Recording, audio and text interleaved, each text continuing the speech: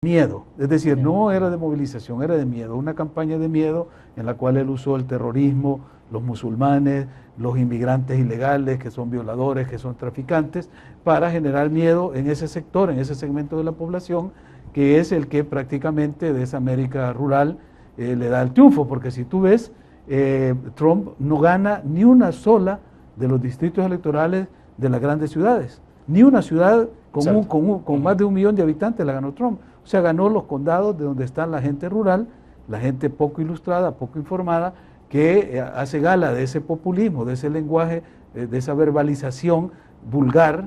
Cuando él usa incluso expresiones vulgares, la gente se identifica con ello. Y yo pude leer una opinión en el Washington Post cuando él se expresó de la forma en que agarraba las partes íntimas de la mujer, que varias mujeres reaccionaron. Se filtró, no, sí, exacto, pero la reacción de las mujeres, así hablan los hombres cuando están solos. Es decir, ese tipo de mujer, que no es la mujer universitaria que se sintió ofendida, esa es la gente que le dio el triunfo a Trump.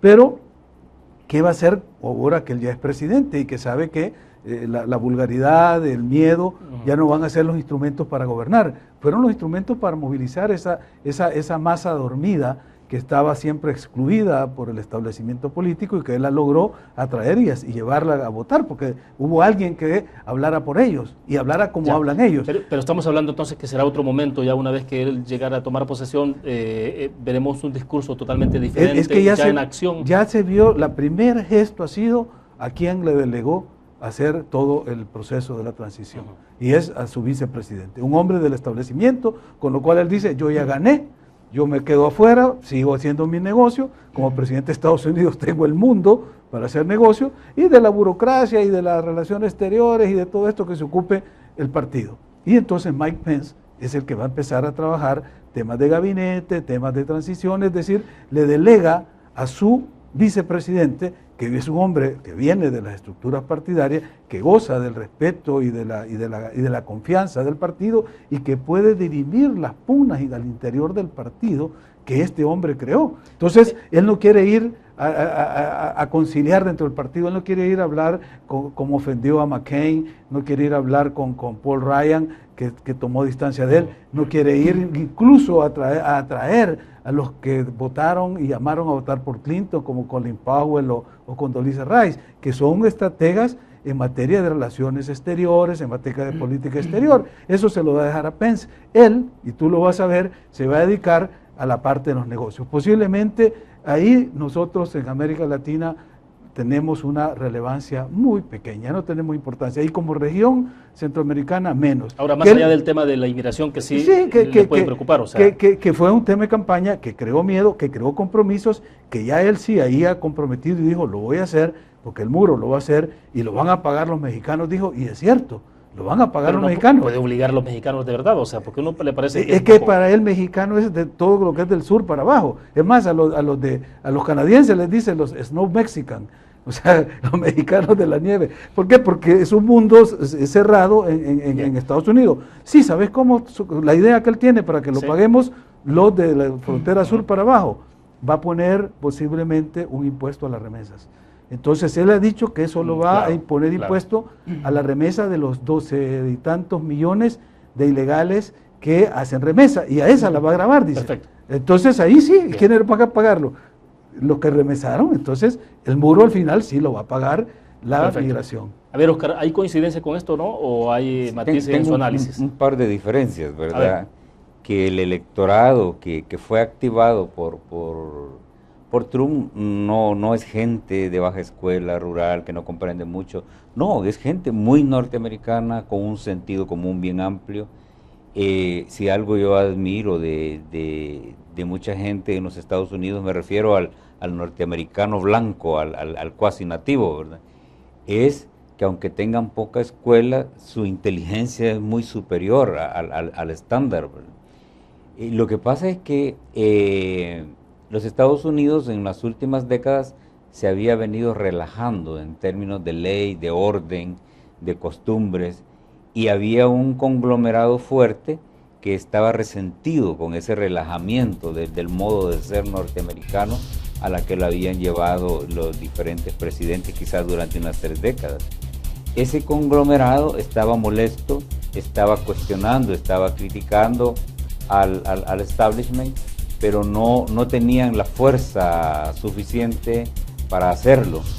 Y por lo tanto era un conglomerado adormecido, sí, porque no participaba, estaba resignado, se movieron hacia el centro de los Estados Unidos, dejaron las costas, pero estaban muy molestos con el establecimiento. Tenían cosas que reclamar, no podían. Trump toma la voz de ellos y reclama, ¿verdad? Cuando dice sistema corrupto, sistema inseguro, sistema de pícaros, sí. Él hace la gran crítica que no puede hacer la masa, y ahí es donde hace una conexión y activa electoralmente a ese conglomerado. Eso en primer lugar. En segundo lugar, estuvimos ante una campaña altamente contaminada, porque, por ejemplo, Trump, sus 4 cosas bien planteadas de política pública que estaba presentando, las envolvía también en toda esa comunicación que para algunos era perversa, pero era parte del diseño comunicacional, ¿verdad?, del estratega.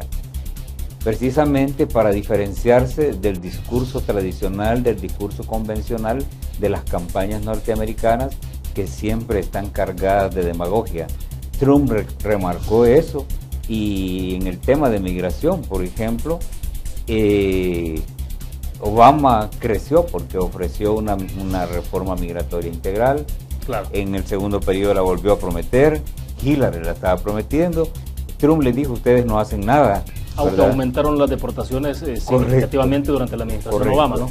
Ahora bien, pero ¿vamos a estar en el foco o no? ¿América Latina, El Salvador estará en el foco de la política exterior norteamericana? Como hemos estado. Quizás vamos a ver un cambio de estilo, pero recordemos que en los Estados Unidos gobiernan las instituciones y gobiernan con la ley en la mano. Independientemente del presidente que llegue, las instituciones funcionan bajo un rigor estricto de cumplimiento de la ley para mantener el orden y para mantener a flote los grandes temas de agenda pública.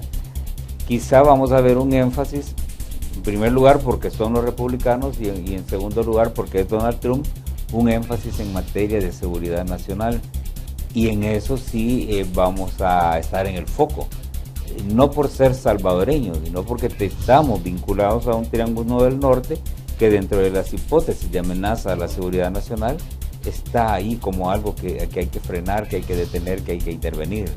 De acuerdo. Bueno, vamos a quedarnos en ese punto, vamos a ir a una pausa comercial. Cuando regresemos estaremos habilitando nuestros números de teléfonos en estudio para que ustedes participen con el comentario, la pregunta para nuestros invitados. Reiteramos, nuestro patrocinador de la entrevista Conexiones, Almacenes Bomba, la explosión de precios bajos, con sucursales en el occidente, en la zona central, para central y el oriente de nuestro país. Regresamos.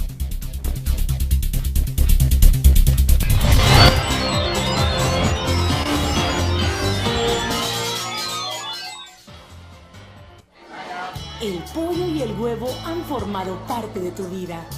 A veces caliente, a veces frío, a veces visible, a veces invisible. El pollo y el huevo han estado siempre contigo. Son los alimentos de todos los días, los saludables, los que no pueden faltar en tu casa, porque te nutren y te dan fuerza. Aves, 60 años. Pollo y huevo todos los días. El presidente Salvador Sánchez Serén y el ministro de Obras Públicas Gerson Martínez habilitaron el túnel del Redondel Masferrer, una de las zonas más transitadas y de mayor movimiento comercial de San Salvador. A nivel nacional, intensificamos la modernización vial en ruta al Cerro Verde, carretera de Litoral, longitudinal del norte, hacia frontera La Achadura y otras a nivel nacional. Estas obras forman parte del trabajo que Fovial ejecuta para garantizar la conectividad. Fovial, conectamos el progreso con la gente. Gobierno de El Salvador, unido, el país avanza.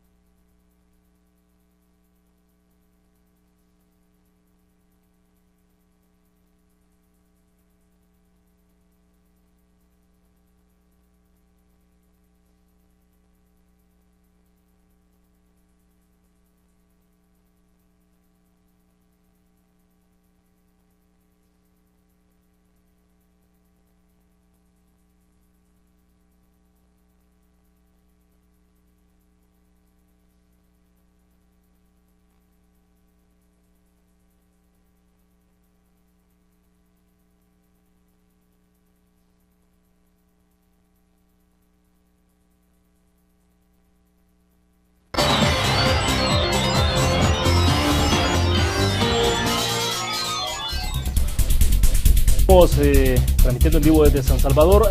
Vamos a tener ahí los dos números de teléfonos puestos en pantalla para que ustedes participen con el comentario de la pregunta, 22630023, 22649179. Pero bueno, nos hemos entretenido en los primeros minutos de la entrevista sobre el tema de elecciones en Estados Unidos, porque bueno, además es apasionante y tiene implicaciones, desde luego, lo que decíamos, para bien o para mal, sobre América Latina. Pero bueno, Félix, entonces decías, en el tema del foco no necesariamente vamos a estar ahí tan puestos, pero sí el tema migratorio, sin duda alguna, ¿no?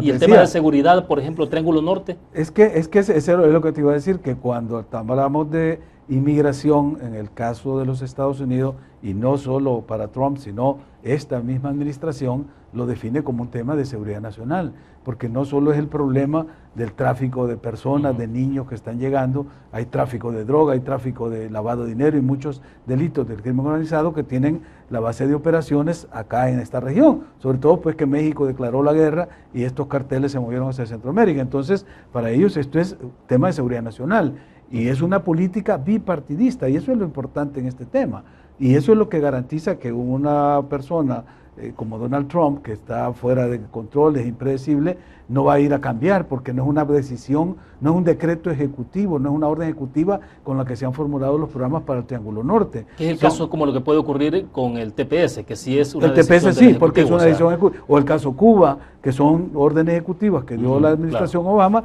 y él las puede revertir inmediatamente, pero estos no. Estas son políticas de Estado aprobadas desde el Congreso con acuerdos bipartidistas y, como dijo el vicepresidente Joe Biden, están aseguradas no para esta, ni para dos, ni para tres, para muchas administraciones, nuestra política hacia el Triángulo del Norte, porque ellos la ven definiendo ya como prácticamente su frontera sur. Perfecto. Bueno, tenemos a un televidente con nosotros en la línea.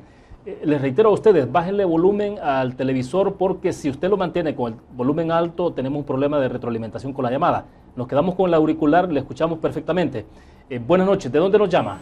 Muy buenas tardes. Aquí hablo de San Salvador. Perfecto, adelante, le escuchamos. Sí, William, muchísimas felicitaciones.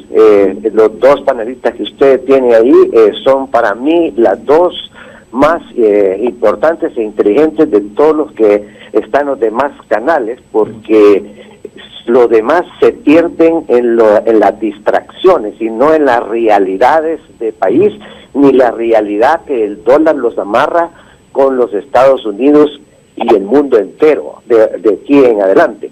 Sí. Aquí que nos distraemos que si una cosa y la otra, pero la realidad es que nosotros dependemos de la remesa familiar en casi 4.000 millones y nos quedamos tranquilos con esa remesa y no la producción. La reinversión de la empresa privada acá está en Panamá, República Dominicana, y está en todos otros países de la región, menos acá. Aquí está invirtiendo el Estado en la contratación de personal como para generar trabajo, pero esa no es la función de un Estado, sino que es la de servir, ¿verdad?, con los impuestos que las empresas privadas, que es la verdadera empresa, es la que genera, ¿verdad?, no perdamos eso, pero se ha perdido. Pero aquí no se tocan esos temas. Tenemos que entrar a romper paradigmas como lo ha hecho ahora este señor Trump, que lo que dice es, bueno, que no es la persona adecuada, no es la persona adecuada. Bien, perfecto. Agradecemos a usted la participación. A ver, ¿alguna reflexión sobre esto, Félix, Oscar? Yo todavía no sé si es la persona adecuada o no, ¿verdad? He visto un hombre que se aventuró contra todo pronóstico y ganó un proyecto que se lo planteó personalmente. Donald Trump es un corporativo. Como corporativo está acostumbrado a reuniones de consejo, a reuniones de grupo para tomar decisiones pragmáticas, ¿verdad? Porque él representa el pragmático liberal, ¿verdad? Que no habla mucho, no discute mucho y va a tomar decisiones complejas y va a poner cierta energía y cierta dirección en las instituciones de los Estados Unidos.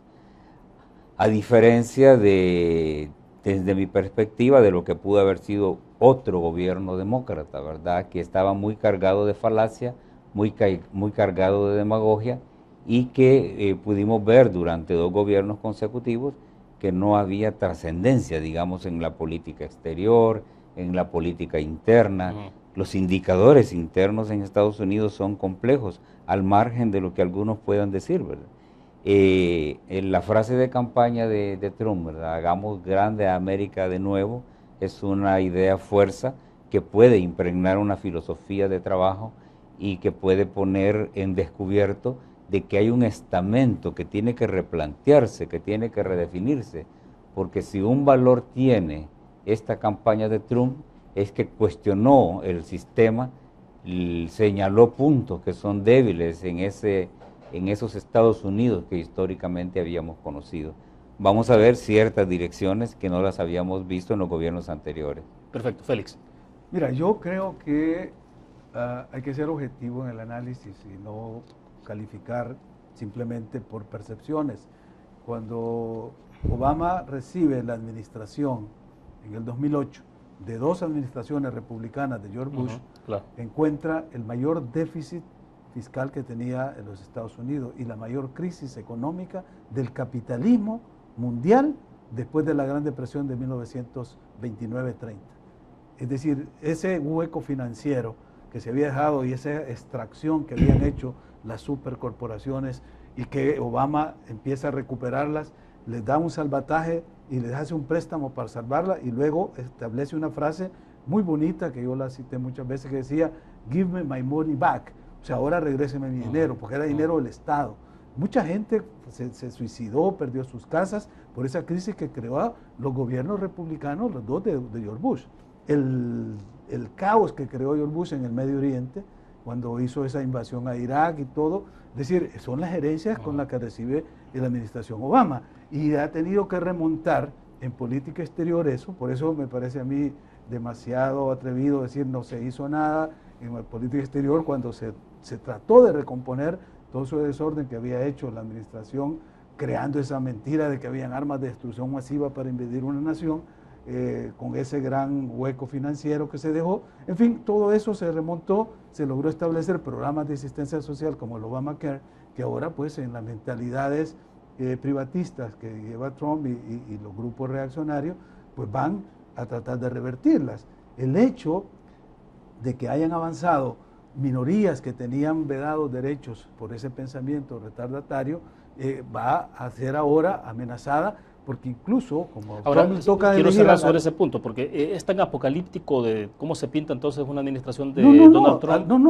Lo apocalíptico es cómo recibe la administración Obama de las administraciones republicanas y cómo lo deja ahora. Es decir, hay una reducción del déficit fiscal, se ha reducido la tasa de desempleo, las relaciones todavía no están totalmente resueltas en Medio Oriente, pero el caso de Irak se logró ya, la amenaza nuclear que había con Irán se ha logrado arreglar, es decir, las relaciones con la reconstrucción del multilateralismo en los organismos como Naciones Unidas y que se les diera un acompañamiento para acciones multilaterales ha sido un éxito en política exterior, gracias a la labor de la senadora Clinton cuando fue secretaria de Estado y el trabajo de John Kerry. Sí. Pero, es decir, lo que te quiero decir, porque la responsabilidad no va a ser de Donald Trump, porque como dice Oscar, en Estados Unidos funcionan las instituciones y un Estado de leyes y se respetan, entonces va a ser el equilibrio entre los poderes. Lo que sí tiene él como ventaja es que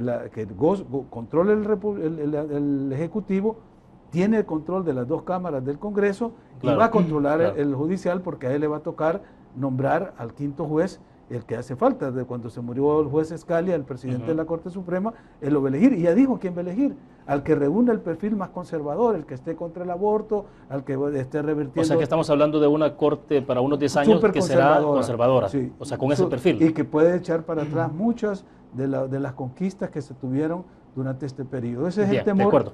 Ahora bien, para cerrar sobre Estados Unidos, no sé si había algo más, Oscar, rápido, porque me interesa que pasemos a los temas ya locales. No, también hay que tener cuidado también en llamarle a objetividad a cualquier cosa, ¿verdad? La objetividad viene dada también por hechos concretos de situación de país. Donald Trump ganó la elección contra todo pronóstico, le ganó todo el mundo. Si Obama y su gobierno hubieran tenido la consistencia política que algunos creen, estuvieran ya a punto de gobernar en un tercer periodo. Una corrección, Donald Trump no ganó la elección. Hillary Clinton ganó la elección con más de 200,000 votos. Sí. Donald Trump tiene la posibilidad de ser electo por los colegios electorales, porque no se votó por Donald Trump, se votó y hay lealtades de partidos, sobre todo en los estados pequeños que son los que han dado esta sumatoria. Entonces hay que tener cuidado porque la elección la ganó Hillary Clinton con Félix, más de 200,000 votos. Al nivel de nosotros comprendemos lo que estamos diciendo. Sabemos de entrada, y fue tu comentario de entrada, que los Estados Unidos no es una elección directa, está de más decirlo. El voto popular no decide presidentes, ¿verdad? Son los colegios los que van a decir, eso lo sabemos, ¿verdad? Está de más. No, lo que decide el voto popular es dónde está la mayoría. No, me refiero yo a que no hay una mayoría aplastante. Si realmente el gobierno de Obama fuera tan consistente como algunos creen, quien tuviera el control del colegio, de los diferentes delegados al colegio, fuera Hillary. Eso no es cierto. El hecho es que Donald lo ha ganado, ¿verdad? El hecho es que hay un cuestionamiento al establishment. El hecho es que hay miles de personas en una campaña reñida, ¿verdad?, que han cuestionado y que han favorecido a Donald Trump para que durante 4 años haga lo que él crea que pueda hacer. Ahora, bueno, hay una predicción, que no va a terminar los 4 años, que va a haber un juicio político para él, y lo está prediciendo el profesor Alan Leibach. Al principio, antes de la entrevista, ¿no? Alan Leibach, que no se ha equivocado desde 1980 en decir quién es el presidente, acaba de decir: Donald Trump no va a terminar el periodo, va a tener un impeachment y posiblemente va a ser en el primer año. Sí, pero esas son de las cosas que están cuestionadas en el establishment. Por ejemplo, si ustedes recuerdan, a Richard Nixon, por haber borrado un par de minutos de una cinta, lo sacaron de la presidencia. Y Hillary Clinton, cuestionada por una cantidad de correos electrónicos manejados fuera del protocolo de seguridad, no se le dijo nada. No, entonces, ¿sabes qué? Porque lo de Nixon fue delito federal, porque no fue que borró una cinta, es que invadieron la sede del Partido Demócrata en el Hotel Watergate, por eso se llama el Watergate, el Watergate caso, porque se envió a un comando a espiar a la sede del Partido Demócrata y cometieron delito. Lo que quiero decir, Hillary Clinton no cometió ningún delito. Sí, no, eso todavía no se sabe, el FBI sigue investigando. Ya está declarado eso, lo que pasa es que para los Estados Unidos son bien complejos, de que a veces pueden detener procesos cuando pueden poner en riesgo, por ejemplo, la gran credibilidad del sistema. Lo que pasó con Al Gore la vez pasada en las elecciones pasadas, que él prefirió hacerse de lado que cuestionar el sistema. Yo creo que hay que hacer una ruptura con la comunicación electoral de Trump y tratar de comprender la comunicación política, porque muchos siguen creyendo la comunicación electoral de Trump que era más que eso. Sí. Bueno, perfecto. Tenemos a un televidente con nosotros en la línea para avanzar en el tiempo, ¿no? Buenas noches, baje el volumen al televisor. Le escuchamos perfectamente, nos dice de dónde nos llama. Buenas noches. Sí, pero yo veo el punto de vista de que habían de enfocarse en el país, que abren empleos. El presidente tiene que abrir empleos, tiene que abrir a la gente que anda haciendo desorden en la calle, quemando llantas en la estatua de Salvador del Mundo. Son cosas que faltan de respeto a la humanidad de otros países. Ven el desorden que hay en este país. Bien, perfecto, le agradecemos a usted la participación. Bueno, son los otros temas en los que queremos centrarnos en la discusión, pero nos entretuvimos mucho ahí con el tema de Estados Unidos por la relevancia, desde luego. No sé si tenemos otro televidente con nosotros en la línea. Bueno, vamos a la pausa comercial. Cuando regresemos hablemos entonces de los otros temas ya domésticos, digamos. Vamos a una pequeña pausa. Recordamos a ustedes sobre Citrans. Tiene usted ahí en pantalla Citrans, que es el primer y único sistema de transporte comprometido con el medio ambiente. Ya regresamos.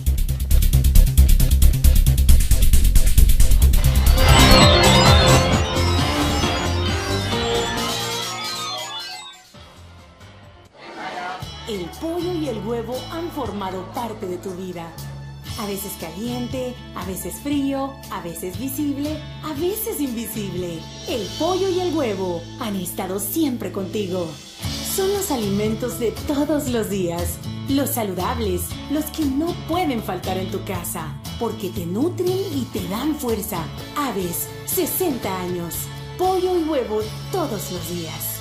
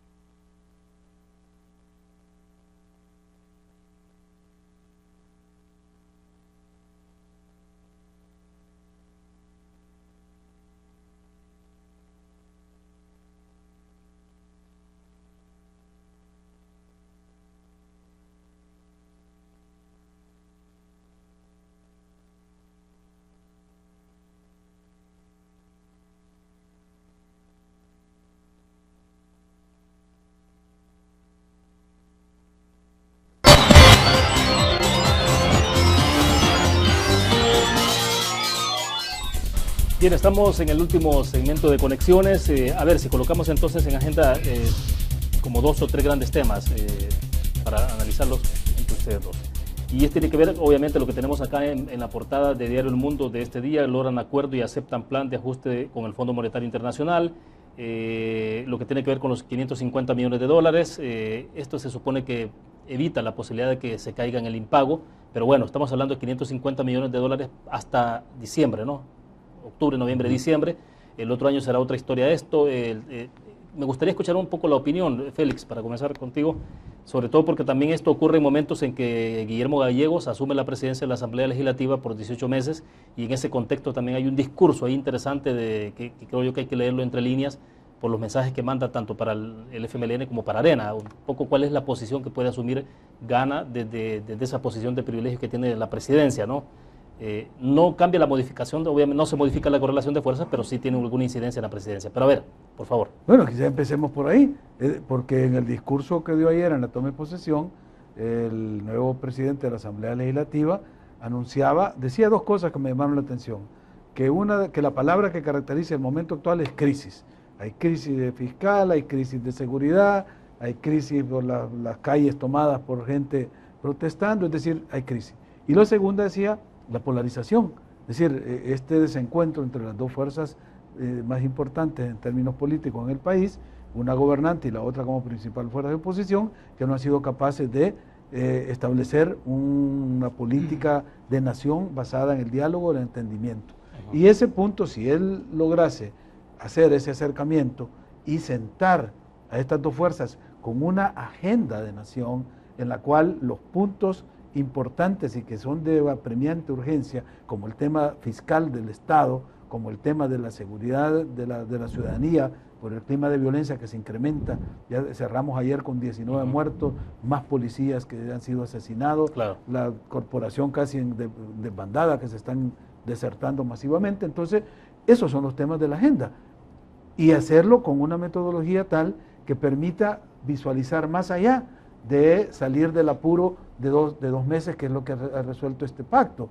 550 millones permite, como tú decías, cubrir las deudas inmediatas hasta fin del año. Pero eso es como que te den para pagar la tienda de aquí al fin de la semana y no te alcanza para la quincena ni para el mes. Claro. El país está en esa perspectiva, es decir, para los 2 años y medio que todavía le quedan a este gobierno, ¿cómo va a estar cada año pidiendo 1.200.000 millones de dólares para ir cubriendo deuda más deuda y endeudándose más? Entonces se necesita definitivamente establecer una verdadera política fiscal en la cual, ¿verdad?, los ingresos del Estado, es decir, analizándolos de esa perspectiva, porque también está la perspectiva que no se puede obviar, que es la del gasto, es decir, cómo se está gastando, si es inversión, si es gasto, si es despilfarro, malversación, corrupción, es decir, hay que ver esa parte de la salida, pero lo que es el déficit actualmente es el ingreso, porque estamos captando muy poco. ¿Por qué? Porque no tenemos una verdadera política tributaria progresiva y que haga tributar al que más tiene. Hay una ilusión y una evasión arriba de los 1.000 millones de dólares. Entonces, si no cerras esos huecos, si no permitís que esos ingresos entren permanentemente al Estado, lo que vas a estar haciendo es endeudándote cada vez, yendo a fiar, pues, y en vez de ir y recoger el dinero de donde te toque ir a recogerlo. Oscar, bueno, el presupuesto está en discusión en este momento, presupuesto para 2017, ¿no? Y al final se supone que también incluye los mismos vicios de siempre de un presupuesto desequilibrado y con perspectivas de crecimiento, sobre la base de perspectivas de crecimiento que están, que en todo caso serían sobreestimadas, ¿no? Y que esa es la dificultad que después tiene, porque se proyecta un presupuesto sobre ingresos por arriba de lo que finalmente se tiene, pero los egresos siempre se conservan. Ese es un punto. El otro es que me interesaría que el punto de vista suyo sobre el tema de Gana en la Asamblea Legislativa. Gana siempre ha sido como el fiel de la balanza en las últimas, en el tema de mayoría simple, ¿no? Están ahí en medio, y obviamente si se juntara Arena FMLN, pues obviamente tendría mayoría simple calificada, pero en este caso, ¿será que Gallego puede ejercer un poco más esa incidencia? Bueno, yo en este tema soy bastante escéptico. Comenzando con lo de la aprobación de los 550 millones de dólares, para mí que es un triunfo de negociación del FMLN, ¿verdad? Porque logra poner en la mesa una necesidad de 1.200 millones de dólares, crea todo un contexto artificial de crisis y de confrontación contra la sala, contra el fiscal, contra Arena, contra medio mundo, culpando por la responsabilidad que no tuvo en el manejo de los recursos.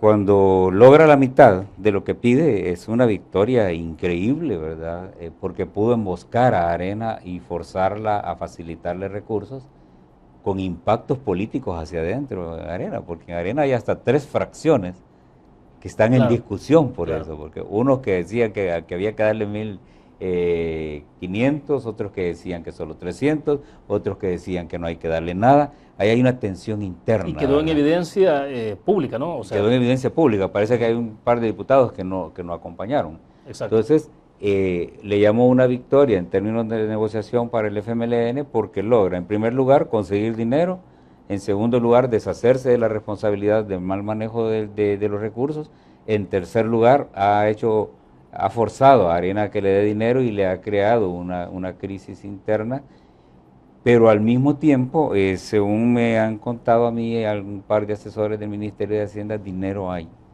¿verdad? Dinero hay, solo que está en reserva. Y la reserva se entiende porque el otro año hay que hacer mucha inversión en el área social para convertir inversión en voto, ¿verdad? Estamos a la puerta de un proceso electoral. No olvidemos. ¿Puede ocurrir la utilización de los recursos en función de réditos electorales? Sí, recordemos de que el gobierno logra, con lo que Arena le da, pagar, pero no se queda en vacío. Yo garantizo que a marzo el Frente va a estar de nuevo pidiendo dinero, los otros 550 millones, si no más, porque encontraron que es fácil hacerlo con Arena, porque Arena no tiene la capacidad de veto suficiente como para forzar al gobierno a hacer giros pragmáticos en el manejo de sus recursos.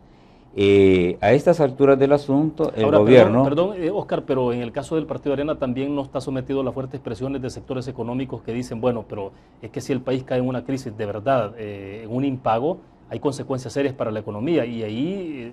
Obviamente sufrimos todo el pueblo, pero también tiene consecuencias en los sectores económicos. Por eso decía de que esta crisis pone a Arena en una encrucijada, porque la enfrenta a esos poderes fácticos que viven del dinero, la enfrenta a grupos de opinión disidente, no de disidentes, de opinión disidente dentro del partido, que no están de acuerdo en que la derecha financie el proyecto de la izquierda. Esa es una capacidad que tuvo el FMLN y hay que reconocérsela. Ahora, Arena tiene un déficit terrible de negociadores de otro nivel que no han comprendido la coyuntura exacta del momento y no han ido al foco de los problemas.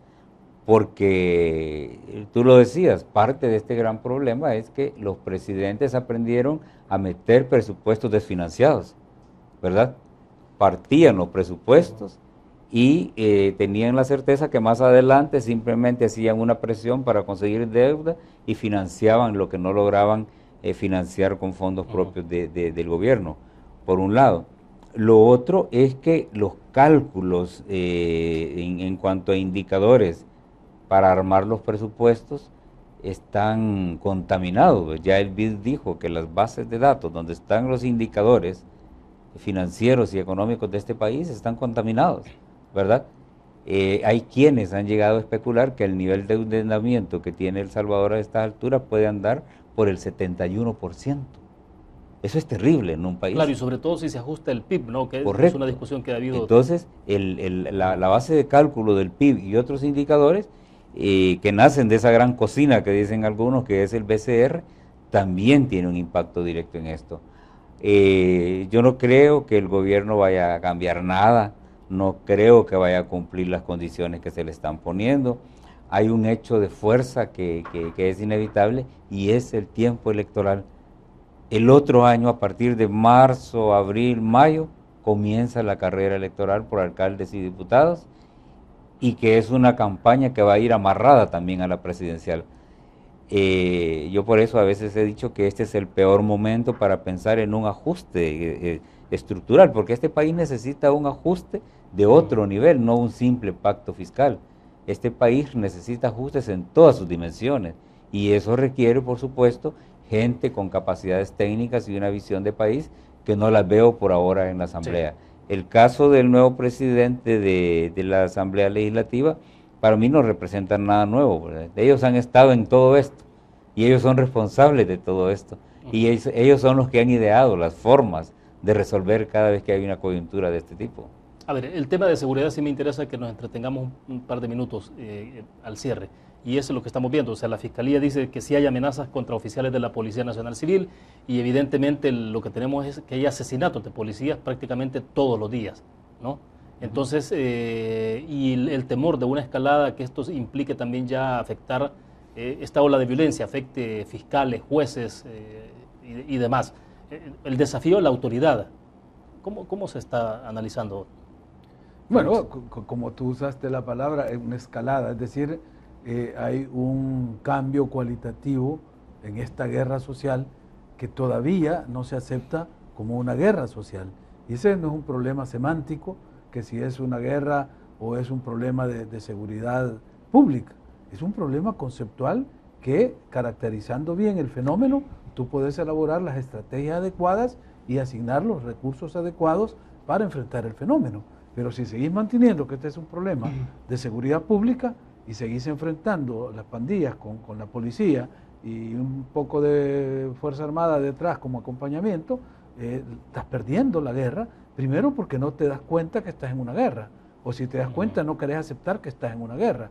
Y cuando tú se estás enfrentando, no los delincuentes comunes que asaltan gente en los autobuses, que te roban una cartera o que asaltan una tienda, estás enfrentando estructuras de poder que tienen organización, tienen inteligencia, tienen dinero, tienen armamento, tienen campamentos y tienen control territorial. Eso es una fuerza, llamémosla por su nombre, insurgente. O sea, hay una insurgencia que ha aparecido, que no tiene motivaciones políticas ni ideológicas, ni está disputando el poder del Estado, sino que simplemente el control del territorio, la expoliación y la dominación de la población en ese territorio. Y que el Estado, al enfrentarlo como un fenómeno que es de seguridad pública, como si se tratara de los malhechores comunes y corrientes, desarticulados, aislados, que ya andaban asaltando a las señoras en las paradas de buses, no va a tener una estrategia de confrontación. Yo creo que en el fondo los encargados de la seguridad del gobierno saben que están enfrentando esa fuerza organizada y lo quieren hacer de una manera tal que puedan responder con la misma capacidad de fuego que ya tienen estas estructuras. Tienen armamento pesado, armamento militar, tienen estrategia, posiblemente no la que tuvieron otras fuerzas insurgentes que sí tenían capacidades militares o formaciones políticas o aspiraciones ideológicas, como las que en los años 80 surgieron para desafiar el poder. Bueno, pero en los últimos ataques sí se ha visto un cambio, parece en términos operativos, ¿no?, de las acciones. Sí, pero un poco más con más formación. Pero no son, por lo menos, mira, yo acabo de estar en Washington y pude leer un boletín del Inter-American Dialogue sobre el tema de El Salvador, y la denuncia era que habían grupos de exterminio dentro de la policía que estaban operando como los antiguos escuadrones de la muerte en la época del conflicto. Entonces, eso no es correcto, no es sano, porque la estrategia que enfrentás te puede llevar a una violación de derechos humanos, que ya los organismos de los derechos humanos también están saltando. Ya hay policías que han sido procesados por abuso de autoridad, por haber pasado incluso en el caso de San Blas, que se caracterizó ya como una masacre. Entonces, yo creo que ahí es donde está el problema, como cuando se dio la famosa tregua, que posiblemente pudo haber sido una iniciativa adecuada para desmontar un conflicto, pero como se hizo de una forma opaca, no se hizo transparente, no se hizo consultada, no se hizo dentro de marcos normativos que te permitieran actuar como Estado, entonces se estaba haciendo como que estaba haciendo algo ilegal debajo de agua, que dio los efectos que te bajó de 15 a 5 homicidios la tasa. Durante la tregua no pasó de 5, pero tenía el cuestionamiento ético y político. Hoy estamos en lo mismo, porque si se está atacando, ¿verdad? Como dijo alguien, bueno, como la policía reporta 300 enfrentamientos y 400 muertos y 5 pistolas. O sea que se enfrentó con gente desarmada. Es decir, no es posible. Entonces, yo creo, solo para terminar la idea, que hay que caracterizar bien el fenómeno. Yo siento que sí estamos en una guerra y hay que llamarla como tal y crear el marco normativo que permite actuar dentro de un conflicto armado de carácter no internacional. Está ya regulado en el derecho internacional. Y si aquí nosotros aplicamos eso, o haciendo uso de la Constitución, tú puedes decretar estados de emergencia, estados de sitio en ciertas regiones, en ciertos lugares, y hacerlo. O sea, vas actuando con la ley en la mano. Ahora bien, Oscar, para cerrar muy rápido entonces, la constitución de las fuerzas de tarea, ¿qué sería? Como multinacionales, Guatemala, Honduras, El Salvador, ¿puede ser un mecanismo? ¿Puede ser una opción? Sí, es un mecanismo, pero no hay que olvidar cómo se conforma esta coyuntura de seguridad que estamos viendo.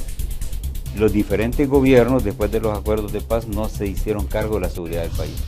Y me refiero a la seguridad en todas sus dimensiones. Hubo gobiernos que se centraron en seguridad pública con fuerza bruta y que no pudieron paralizar lo que se estaba configurando, que es una nueva formación social, ¿verdad?, en términos más estrictos. Ese juego táctico que estamos viendo que ha cambiado en el crimen organizado, al que llamamos crimen organizado de base social, a las maras, porque hoy no son simples maras como las conocíamos, sino que tienen, como bien decía Félix, tienen inteligencia, tienen táctica, tienen mando, y solo falta que alguien ponga un poquito de ideología y hace una transformación del conflicto más allá de la guerra social que se está describiendo. Eso era obvio cuando el gobierno opta también por la represión, se hablaba de que también el crimen podía mutar. Claro. Y esa mutación lleva a hacer adaptaciones en el terreno, de pasar de una guerra propiamente pandilleril a una guerra de movimiento, ¿verdad?, con objetivos militares claros. Bueno, perfecto, se nos fue el tiempo, son temas apasionantes, necesitaríamos otra hora, pero bueno, gracias, Oscar. Gracias, William, un saludo. Gracias, Félix. Bueno, gracias, Félix. No, es un gusto tenerte siempre con nosotros. Se nos fue rápido. Sí. Bueno, perfecto. Terminado de esta forma Conexiones. Gracias a ustedes que nos acompañaron. Que descansen el fin de semana. Nos vemos la próxima semana. Buenas noches.